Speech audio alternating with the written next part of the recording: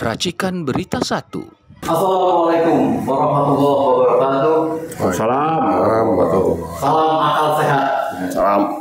Ya, kemarin kita tahu bahwa seluruh rakyat Indonesia sebagian besar matanya tertuju, pandangannya tertuju kepada Polda Metro Jaya di Jakarta. Pasalnya kita tahu bahwa ada beberapa tokoh, beberapa pejuang katakanlah begitu dipanggil dan diminta menghadiri pemeriksaan di Polda Metro Jaya, yaitu 8 tokoh dengan tuduhan mereka melakukan tuduhan ijazah Jokowi palsu. Maka mereka dipersangkakan menjadi tersangka, dan kita tidak pada fokus itu ya. Yang penting saya fokus pada 2 tokoh yang ada di samping saya ini. Ada Bapak Dr. Taufik Hidayat, seorang aktivis yang mengamati juga proses kasus ijazah palsu itu, dan kebetulan beliau dipercaya menjadi sekjen sebuah partai yang kita tidak asing lagi, yaitu Partai Umat. Dan di samping kanan saya ada Bapak atau Mas, ya lebih tepatnya Mas Abdul Malik. Siapa yang tidak kenal, beliau adalah aktivis HMI sejak tahun 80-an dan bahkan sekarang menjadi pengurus di KAHMI yang cukup disegani. Dan menarik kalau kita minta untuk memberikan kejelasan atau tanggapan juga terhadap tersangka ke-8 orang itu. Tetapi intinya kita semua sudah tahu hasilnya pada hari ini, sehari kemudian, bahwa ternyata orang yang banyak berharap, ada yang cemas terhadap ditahannya dan ternyata dilepas, itu menjadi berbagai tanggapan. Mungkin sebelum Bapak atau Mas Abdul Malik ya, kami silakan Bapak Dr. Taufik Hidayat untuk memberikan tanggapan pendek. Baik. Terima kasih Om Lim. Alhamdulillah, terima kasih sudah diundang di dalam forum podcast ini. Pertama, saya beberapa kali membaca, mengamati dan melihat adanya kasus seperti ini. Nah, ada beberapa poin ya yang ingin saya sampaikan. Pertama, ini adalah sebuah kasus yang menjadi pertaruhan, gitu Om ya, menjadi pertaruhan kredibilitas negara dan bangsa kita di mata baik itu publik di Indonesia maupun di dunia internasional. Karena kasus ini cukup menjadi atensi perhatian ya. Kenapa seorang presiden umpamanya bisa diduga memiliki ijazah palsu, dan ini mungkin hampir tidak ada kasus di dunia lain ataupun di negara lain yang seperti ini. Nah, kemudian di tengah keinginan Pak Prabowo untuk ingin melakukan reformasi kepolisian, ini adalah semacam batu loncatan. Apakah Polri mau berubah atau tidak? Mampu berubah. Nah, kalau kasus ini saja tidak bisa diselesaikan dengan adil, dengan baik, tentu ya orang akan kecewa. Ternyata reformasi polisi hanya sekedar lip service. Nah, oleh sebab itu kita menginginkan kalau memang polisi ingin berubah, Polri ingin berubah, tunjukkan dong. Jangan sampai kasus ini bertele-tele. Jangan sampai kasus ini atau ada orang yang diduga dikriminalisasi. Nah, itu jangan sampai rakyat ataupun publik masyarakat baik di Indonesia maupun di negara lain atau di dunia kecewa dengan institusi polisi kita. Kita tahu hasil survei menunjukkan polisi yang rendah ya kepercayaan publiknya, selain DPR, polisi. Nah, itu kita ingin tunjukkan kalau memang polisi berubah melalui kasus ini. Kemudian yang ketiga, hati-hati loh, kalau kasus ini tidak diselesaikan dengan benar, dengan adil, atau ada yang dizalimi, ini efeknya kemana-mana.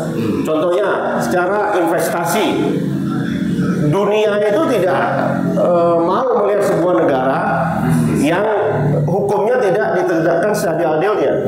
Mereka akan berpikir, ya bagaimana umpamanya kami bisa menginvestasikan dana kami, kasus yang seperti itu aja tidak diselesaikan dengan benar. Apalagi nanti kalau kami sudah menaruh uang kami umpamanya di negara Indonesia. Nah, ini hati-hati. Jadi jangan sampai kepolisian atau negara atau aparat melihat kasus ini hanya sekedar masalah-masalah yang sifatnya remeh-temeh. Tidak, ini dampaknya ini menjadi perhatian internasional, menjadi perhatian masyarakat luas. Jadi jangan bermain-main di kasus ini, tegakkan dengan seadil-adilnya, dan kalau tidak benar-benar adil, ini akan menjadi taruhan bagi bangsa kita, termasuk juga taruhan bagi pemerintahan Bapak Prabowo Subianto, Presiden. Gitu Om Lim. Ya, baik. Memanfaatkan waktu 3 menit yang luar biasa, dan kami berharap nanti tetap mempertajam ya. Ini kita butuh tanggapan dan pandangan dari Bapak Abdul Malik ya, yang beliau kan banyak ya, juniornya di mana-mana tentu perlu melihat pandangan dari seniornya ya, tentang pemanggilan atau dituduhnya atau bahkan ditersangkakan. Kemarin semua menjadi campur aduk.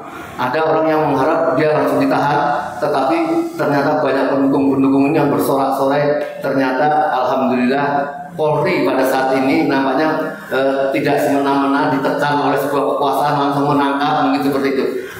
Selanjutnya silakan Pak Malik. Baik, terima kasih Om Lim. Kemarin seluruh rakyat Indonesia dan seluruh dunia internasional menyaksikan bagaimana ketiga orang yang disangkakan oleh polisi diperiksa lebih kurang hampir 9 jam. Tapi hasilnya polisi menyatakan bahwa dipulangkan ke rumah dengan adanya permintaan dari para tersangka untuk menghadirkan dulu para ahli. Nah, di sini Kapolri diuji dengan kejadian ini. Pertama yang diujinya itu adalah reputasi Polri yang sudah betul-betul di bawah betul ini. Nah, dengan kejadian ini, bagaimana reputasi polisi itu tetap sebagai pengayom masyarakat, pelindung masyarakat. Nah, itu diuji. Dua kata idiom itu, pengayomi dan melindungi, itu benar-benar diwujudkan. Dan itu dia yang saya sampaikan. Kita tahu semua nih, para pengamat, kita saksikan bahwa ini ada order dari kekuatan tertentu agar mereka disangkakan. Sehingga para pakar hukum seperti Profesor Mahfud MD, bekas Menko Polhukam menyatakan ini kasusnya jangan di masalah pidana, ini masalah perdata. Buktikan dulu ijazahnya asli atau tidak. Begitu juga Prof. Jimli Asyidiki yang sekarang ketua tim atau Komisi Reformasi Polri menyatakan yang sama. Dan ini kita rakyat Indonesia menunggu adalah Kapolri ini bertindak yang jelas seperti apanya. Nah, saudara sekalian, rakyat Indonesia juga menunggu reputasi Kapolri, reputasi Polri ada di tangan para di Mapolda ini. Jangan sampai gara-gara ini Polri makin hancur sehancur-hancurnya di mata masyarakat. Kasus pemilu kemarin yang disebut Parcok, kemudian peristiwa demonstrasi 3 Agustus kemarin, itu kan membuat hancur babak belur Polri ini. Nah, jangan sampai Polri yang dibiayai oleh masyarakat, yang dibiayai rakyat Indonesia, itu nasibnya nggak keru-keruan di tangan para petinggi Polri. Nah, ini Om Lim, pertaruhannya di situ. Kalau masalah ini ada kekuatan lain, pertarungan antar kekuatan Jokowi melawan kekuatan masyarakat yang didukung tentunya oleh tangan besar juga. Nah, kita lihat nanti pertarungannya sampai di mana. Baik, terima kasih. Tapi kami harap nanti tetap harus mempertajam dari yang berikutnya, Pak Taufik. Tadi ada yang menarik dari dugaan analisa Bapak Malik tadi, bahwa kemungkinan ini ada order gitu ya. Nah, tetapi rakyat pun juga melihat itu. Nampaknya ini tadinya Polri ini atau siapapun ditekan oleh katakanlah mantan presiden karena kekhawatiran akan mengkerucut tentang ijazahnya itu.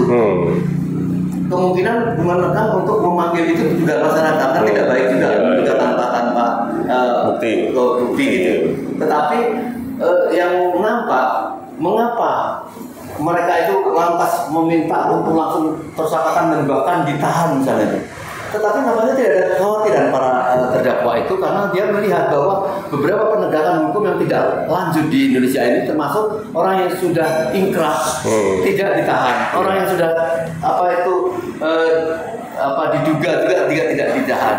Nah, jadi orang melihat justru kekhawatiran pada karena tersangka ini, ya, misalnya Roy Suryo, malah dengan Pak Rismond bahkan akan melakukan suatu gugatan atau tinjauan ijazah bukan saja kepada bapaknya, tetapi pada anaknya. Tapi mungkin apakah ini yang menjadi mengkhawatirkan atau yang diduga orderan tadi dari Pak Malik atau apa? Silakan, Pak. Ya, jadi pertama persepsi yang berkembang di masyarakat kan nggak bisa kita kontrol, ya kan? Jadi masyarakat sekarang itu jangan seperti kayak dulu yang zaman belum ada medsos, belum ada informasi yang terbuka seperti ini. Ya dulu mungkin orang cari informasi bingung kemana, tapi sekarang semuanya terbuka, ya. Apalagi dengan media seperti Tempo, ya, seperti beberapa media-media lain kan itu banyak memberitakan hal-hal yang sifatnya yang dulu mungkin sulit diakses, sekarang terbuka. Nah itu pertama. Jadi bagi saya dugaan-dugaan seperti itu wajar. Karena apa? Ya, negara ini harus membuktikan agar jangan sampai satu pihak pun dikriminalisasi atau dijadikan atau dizalimi. Umpamanya, ya, termasuk Pak Jokowi juga nggak boleh kita zalimi. Kalau memang betul, kalau memang betul, jadi yang namanya negara itu nggak boleh berpihak. Ya, yang namanya aparat nggak boleh berpihak karena dia dibayar oleh pajak masyarakat. Nah, siapapun harus kita lindungi, termasuk Pak Jokowi, termasuk Pak Royo, Pak Roy Suryo, ya Rismond dan lain, itu harus kita lindungi. Nah, sekarang inilah pentingnya harus adanya kejelasan, transparansi, kemudian juga tidak adanya hal-hal yang ditutup-tutupi. Nah, itu yang membuat nanti masyarakat percaya, bahwa prosesnya ini due diligence, transparan, tidak ditutupi. Nah, kemudian terkait dengan dugaan, tiba-tiba dengan adanya kedatangan Roy Suryo ke Australia, ya, kemudian ada kemungkinan di sana tidak betul, ya, sekolahnya Wapres Gibran itu, kemudian akhirnya dilakukan tersangka, ya kan, ditersangkakan. Nah, dalam dunia politik itu ya wajar-wajar saja, sah-sah saja, karena dalam politik itu kan sifatnya yang namanya kita ingin melakukan tekanan itu kan harus ada, ya tekanan itu bisa kan biasanya melalui wanita, bisa melalui kasus, bisa melalui jebakan, ya. Nah ini mungkin bisa melalui cara-cara seperti ini. Nah jadi bagi saya ada kemungkinan, ya, ada kemungkinan itu bagian dari tekanan tadi agar supaya pihak-pihak yang tadi ditersangkakan dia menurunkan tuntutannya, jangan sampai kemana-mana. Tetapi saya salut kemarin Bang Rismond dengan mengeluarkan buku Gibran's Endgame itu yang katanya mau disebarluaskan. Itulah benar-benar kita negara demokrasi yang sesuai dengan hak-hak masyarakat untuk boleh melakukan penyampaian informasi, kemerdekaan berpendapat.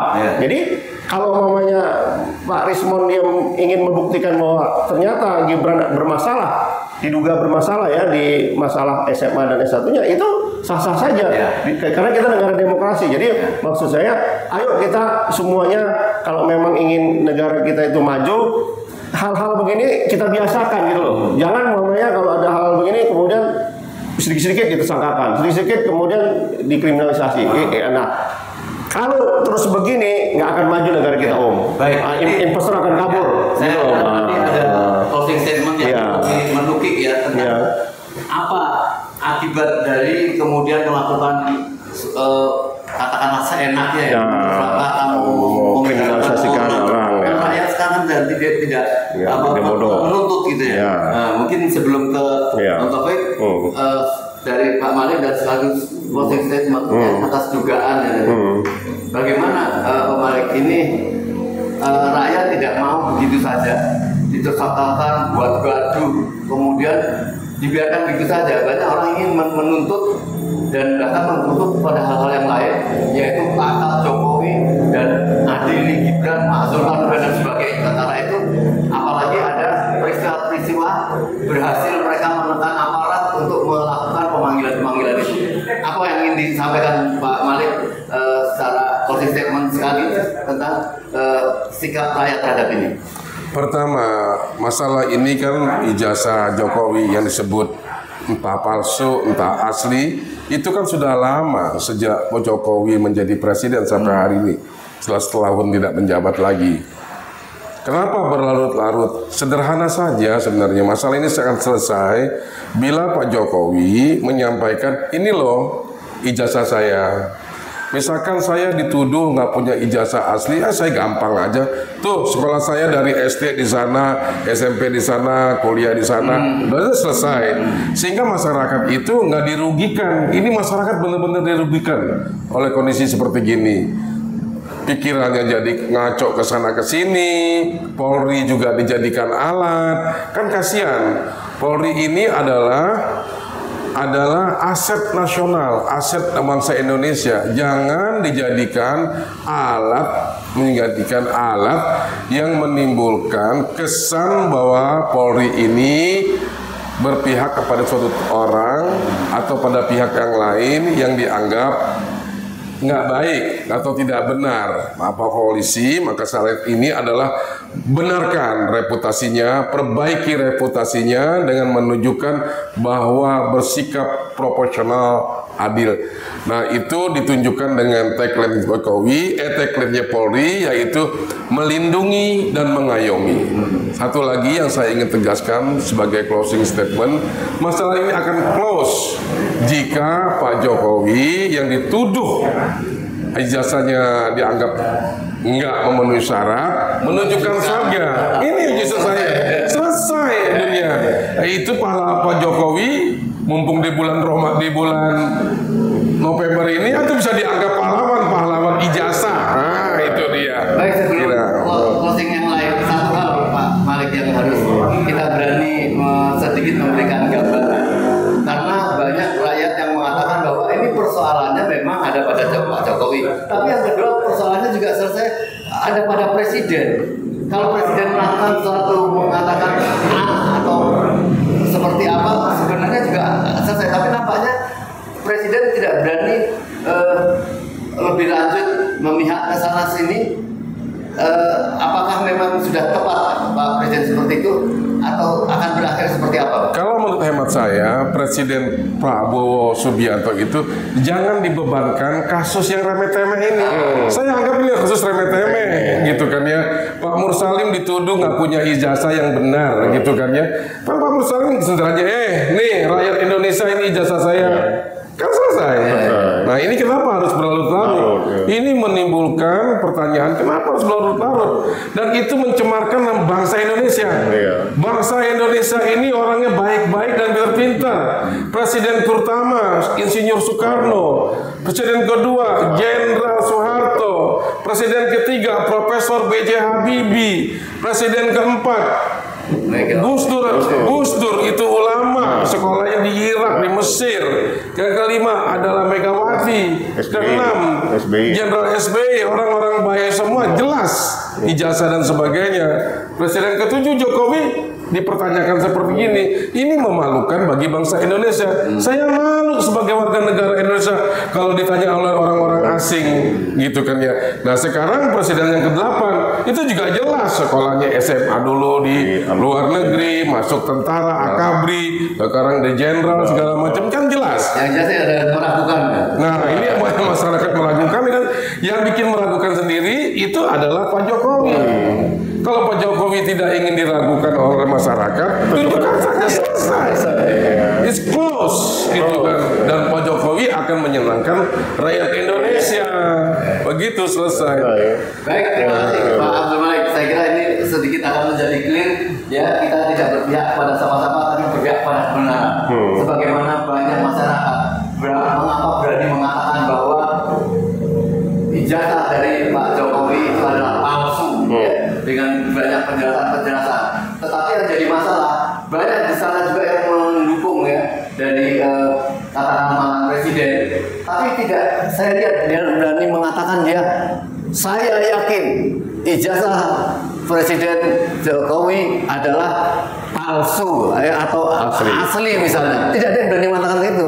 Karena kalau dia berani mengatakan itu, dia akan dikejar ya pembuktian tentang keaslian itu.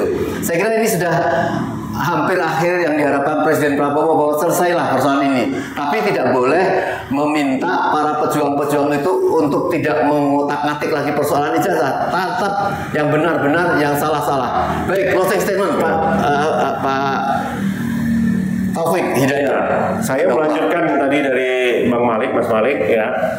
Pertama, kasihanilah Pak Jokowi bangsa ini gitu ya. Kalau Pak Jokowi merasa Bapak adalah mantan presiden, apalagi mantan presiden, seharusnya yang paling sayang, yang paling kasih sayang terhadap bangsa ini. Sudahilah polemik ini dengan tunjukkan ijazah Anda. Itu saja kan kita kan. Gini loh, kasihan anak-anak kita anak-anak pemali, anak-anak saya, kasihan disuguhi sebuah kasus yang seperti ini gitu loh. Benar kata Bang Malik tadi, ini memalukan bagi bangsa kita gitu. Ini masalah remeh-temeh, hanya tinggal nunjukin begini aja ya kan, selesai kan gitu. Kenapa kok sampai berlarut sampai ada yang ditangkap, sampai semuanya kita ribut, sampai kita hari ini juga mengomentari, padahal masih banyak hal yang bisa kita lakukan untuk kemajuan bangsa ini. Mamanya terkait dengan bangsa lain sudah bersiap-siap dengan perang ataupun persaingan di luar angkasa. Bayangkan sudah bangun satelit, sudah bangun kantor ruang angkasa. Mereka sudah berpikir bagaimana kita berkantor di ruang angkasa. Itu bangsa-bangsa yang maju sudah berpikir begitu. Bagaimana energi yang terbarukan, matahari bisa jadi energi yang berkelanjutan abadi. Nah kita kok masih urusan yang remeh-temeh. Jadi orang bulan dari urusan bulan ke bulan. Jadi please, kalau memang Pak Jokowi sayang dengan bangsa ini, sayang dengan Republik ini yang sudah diperjuangkan mati-matian oleh oleh Jenderal Sudirman ya, oleh pahlawan-pahlawan kita ya, please tolong sudahi masalah ini, tunjukkan ramai-ramai. Kalau memang betul asli ya sudah. Kita juga yang menuduh itu ya harus harus komitmen, harus dia logo ya tegakkan hukum. Kita juga ada masalah. Kita nggak akan nuntut kok kita enggak ya sudah, memang ada salah Anda menuduh ternyata nggak benar ya sudah. Kita nggak akan protes, nggak akan ini. Tapi kalau begini terus kan capek. Kita capek. Padahal banyak hal di bangsa ini, apalagi kita menginginkan nanti 2045 Indonesia emas. Nah, kapan kita bisa menjadi emas? Urusan gini aja kita nggak beres. Siapa yang mau percaya bangsa ini? Malu kita sama negara-negara tetangga kita, Malaysia, Singapura, Thailand, apalagi negara-negara Eropa, Amerika, malu kita. Kalau sebab itu saya hanya ingin please Pak Jokowi, kalau Anda sayang terhadap bangsa ini ya sudah selesaikan. Kalau memang Anda salah ya sudah, pintu pertobatan masih Allah buka, mumpung masih hidup. Kalau mau nanti sudah Allah panggil, nggak ada lagi pintu pertobatan. Kalau sudah nyawa di tenggorokan nggak bisa bertobat lagi. Tapi mumpung ini masih Allah kasih waktu, kasih kehidupan, kasih napas, udahlah, jangan sampai nanti di akhirat Pak Jokowi juga ya mempertanggungjawabkan masalah ini. Dan ini bukan hanya masalah Pak Jokowi loh, seluruh bangsa ini loh. Jadi bisa jadi karena kekisruhan ini, dosa-dosa Pak Jokowi seluruh bangsa ini ditanggung oleh dia sendiri. Bayangkan itu bagaimana nanti di akhirat. Jadi jangan sampai, kalau memang benar-benar ini asli, tunjukkan. Kalau memang ternyata nanti ditemukan palsu, ya sudah, Pak Jokowi Lokowo, insya Allah bangsa Indonesia akan memaafkan. Bangsa kita pemaaf. Merdeka. Alhamdulillah hampir 25 menit atau kita podcast ini, tapi nanti akan berlanjut. Tetapi saya tetap ingin sampaikan bahwa banyak rakyat menyambut gembira terhadap pemanggilan yang ditersangkakan pada mereka, yaitu terhadap Polri. Orang menganggap bahwa Polri akan bertangan besi, memanggil kemudian menahan, tetapi ternyata dengan dilepaskannya itu, orang melihat bahwa alhamdulillah ada secercah dari Polri. Harus secercah. Yang perlu direformasi kan berarti tinggal sedikit-sedikit lagi. Itu pertama. Yang kedua, jangan sampai masyarakat terpolarisasi terhadap yang kita masih punya PR ini kepada, maaf nih, para mania-mania itu yang berharap di penjara mengatakan ini sudah polisi melakukan keadilan, jangan sampai kita diadu domba ya akibat dari presiden ya, yang mantan presiden yang kemudian menjadi terpecah belahan karena tidak cepat-cepat menyelesaikan persoalan ini. Dan PR terakhir adalah bagaimana kalau ini ijazahnya memang palsu, dianggap presiden ini ada presiden palsu, bagaimana keputusan-keputusan politik, keputusan hutang dan sebagainya untuk menyelesaikan. Ini PR yang paling berat bagi kita sekalian, tapi yakin kita masih banyak tokoh-tokoh yang lain ya, nanti Pak Malik, Pak Pak Taufik, saya berharap dalam minggu-minggu hari-hari ke depan setelah terjadi peristiwa ini kami mintai untuk komentar-komentar lagi, memberikan jalan keluar dari bangsa ini. Siap. Merdeka. Assalamualaikum warahmatullahi wabarakatuh. Salam.